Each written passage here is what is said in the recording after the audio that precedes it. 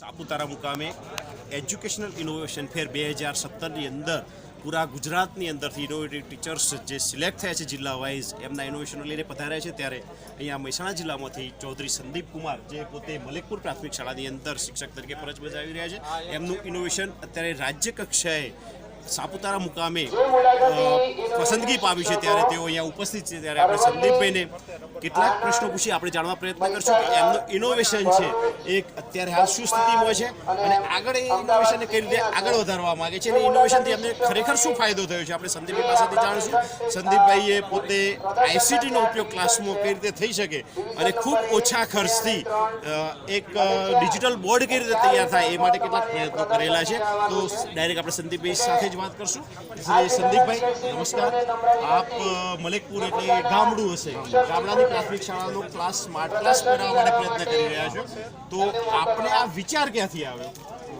આજના જમાનાની જો વાત કરીએ કે જે યુગ આટલો ફાસ્ટ જઈ રહ્યો છે જે ટેકનોલોજીના માધ્યમ થકી જઈ રહ્યો છે ફોરેન કન્ટ્રીનો વિચાર કરીએ તો આપણને એવું લાગે કે ત્યાં લોકો સારી સ્કૂલોમાં બાળકોને ભણાવે છે મને એવું જોઈને એવું વિચાર કે મારા ગામના બાળકો પણ એવી સ્કૂલમાં ભણે અને એ ધ્યેય થયો કે બાળકો એ ટેકનોલોજીનો ઉપયોગ કરીને ભણે એવી સ્કૂલ તો ખરી જ ટેકનોલોજીની સાથે ભણે. સરસ મિત્રો, એક શિક્ષકે એવું વિચાર્યું કે મારો ક્લાસ પણ આઈસીટી વાળો અને સ્માર્ટ ક્લાસ બને.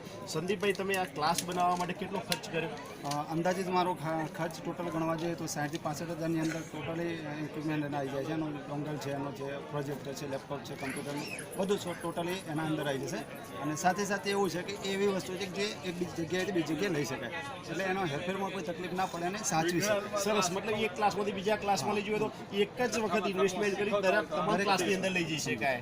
ઓકે સંદીપભાઈ, તમે આનાથી ક્લાસમાં ભણાવ્યું હશે બરાબર? તમારી શાળાની અંદર તમે આ ક્લાસમાં ભણાવ્યું હશે તો એ તમે ભણાવ્યા પછીના રિઝલ્ટની અંદર કોઈ ફરક, પછી એના કારણે સંખ્યાની અંદર કોઈ ફરક તમને જોવા મળે? સાહેબ, એ વાત હું તમને જણાવું કે જો ભણવાની વાત કરીએ તો મારો વિષય છે વિજ્ઞાન અને ટેકનોલોજી. પ્રવૃત્તિ બેઝ ઉપર કામ ચાલે, પ્રવૃત્તિ કરાવવી જ પડે. હવે મારે પહેલાં બાળકને હવે એવું છે કે મારા બાળકને પ્રવૃત્તિ જાતે કરવાની હોય તો બાળકને ખ્યાલ નથી કઈ રીતે કરવાનું તો મારે સમજાવવું પડે અને પછી બાળકને કરાવવી પડે.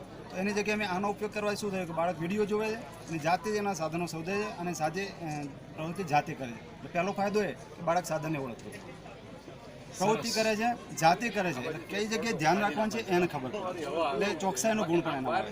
બીજી વસ્તુ ચોક એન્ડ ટોકની વાત કરીએ તો ત્યાં આગળ આજ સુધીનો મારો 5 વર્ષનો અનુભવ છે. બાળકોને લગભગ વર્ગની અંદર ભણતા બપોર પછીનો જો સમય હોય તો એમનું મગજ બહાર રમતું હોય, રિસેસ પૂરી થઈને પછી આવે એટલે બહાર જમતું હોય. એની જગ્યાએ મારા આ ટેકનોલોજીના વર્ગમાં બાળકો એકદમ શાંતિથી ટાંકડી પડે